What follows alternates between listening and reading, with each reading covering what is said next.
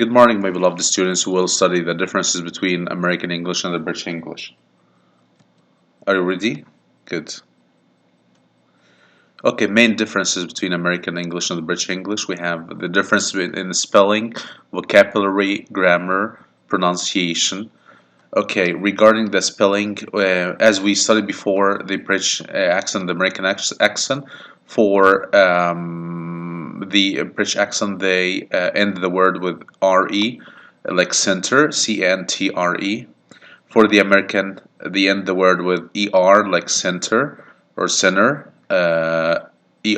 meter, and viper, er.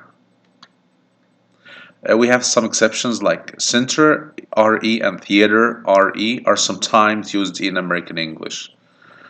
Okay, OUR in British English and OR in American English, like behavior, OUR, and in American OR, color, the same, and flavor, OUR in British and OR only in American English. Great. Okay, we have some exceptions like the word glamour, not glamour, it also used in American English. In the British accent, American accent, we have the word check and check. In the British English, the word ends in QUE, but in the American English, CK. Catalog and catalog. In British English, OGUE, and in American English, only OG. Monologue and monologue. Okay. We have ISE and IZE in the word apologize or apologize. For the British, it accepts both of them, but for the American only IZE. Apologize, categorize, IZE. Analyze, IZE in American, but SE in British. Paralyze and paralyze, SE in British English and ZE in American English. Okay. Um, the word organization and organization. We have here organization, SATION, but for the American, ZATION, rationalization and rationalization. We have some exceptions like American usage is advertising, not advertising, so it ends in, or it has S as a part of it, not Z as a part of the word advertising. In the British English, the L is always doubled after a single vowel when adding suffix like travel. So the best traveled. Okay, this is in the British English. Traveling. Okay, travel, traveler. But for the American, only one L or L is not doubled. Okay, so travel, traveled, only one L. Travel, traveler, only one L. Travel, traveling, only one L. This is for the spelling. Regarding the vocabulary aspect for the American, is the most innovative all Englishes. So 80% of all new words in British English actually come from the USA. And the American English is flexible, especially in verbing, okay? So the American English constantly creates new words. It allows no event, person or personality, idea or concept to pass by without creating a distinct name like tarot card killer, okay, and psycho sniper. The major difference between British and American English nouns can be summed up in several groups. Almost the same word like bath and tub or bath tub. A traffic light in British and the American stop light or red light, okay. Um, Number two, exact equivalent words so like current account and checking account, zip code, postcode, ring road, beltway, or loop. Additional meanings like caravan, caravan, caravan, and means group of travelers in the desert. And caravan here means a vehicle towed by a car or trailer.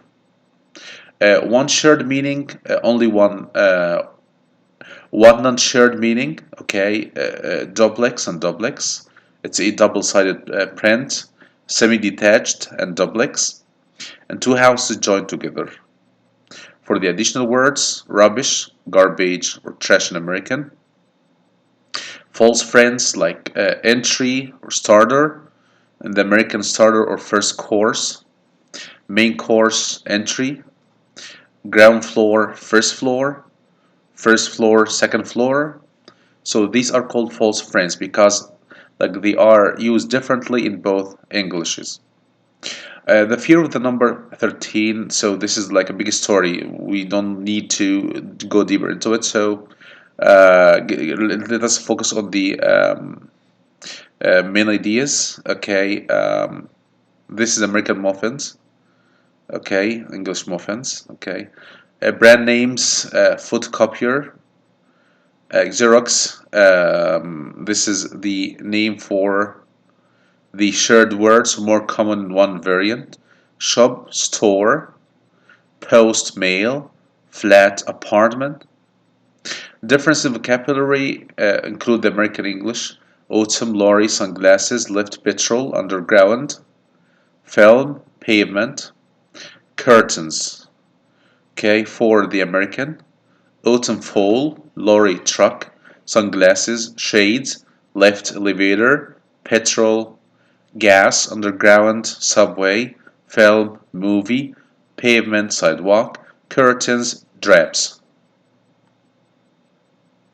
One important point, the British tend to use know or understand a far greater number of American words than the American know or understand British terms. This can be explained by British exposure to much American TV and many Hollywood movies. So the American drama and American movie, American TV is radically and genuinely controlling or over dominating the different countries of the world.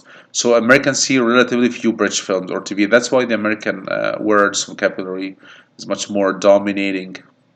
Regarding, so we start with the spelling and then vocabulary, and now we have a grammar. Actually, there are two forms of showing position or position. Have you got a car or do you have a car? They have the same meaning. Both are used in British English, though the former is preferred. He hasn't got any friends. He doesn't have any friends. She's got a beautiful new home, and she has a beautiful new home. So we have here hasn't got and doesn't have.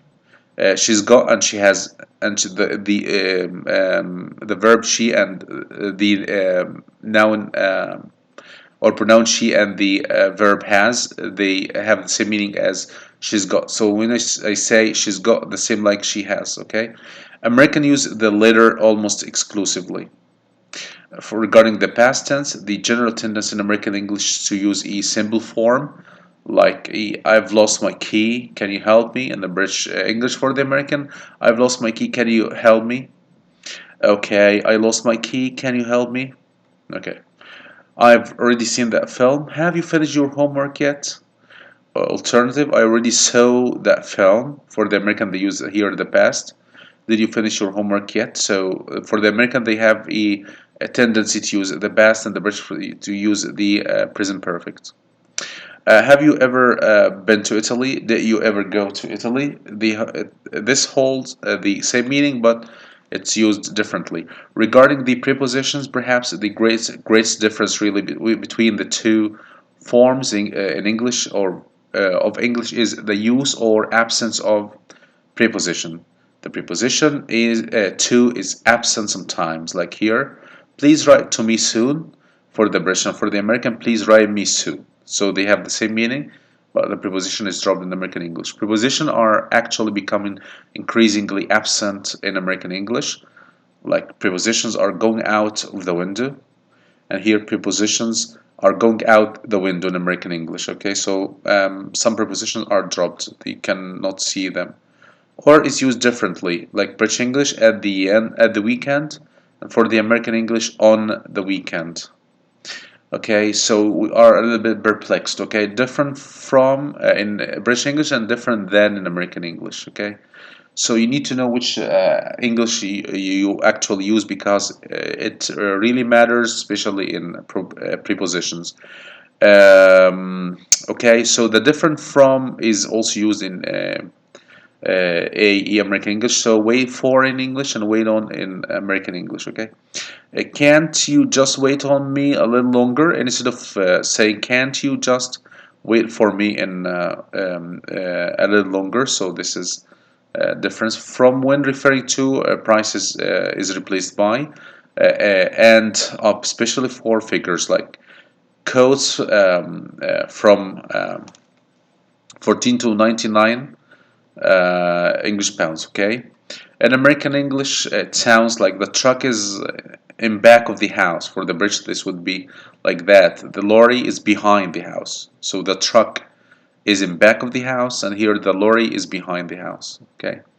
For the British English, I'll see you at the weekend. For the American, I'll see you over weekend. So here we have at the weekend, and here we have over the weekend. For the British English, I haven't seen hair for age, but for the American, I haven't seen hair in age. So the prepositions are paradoxically used.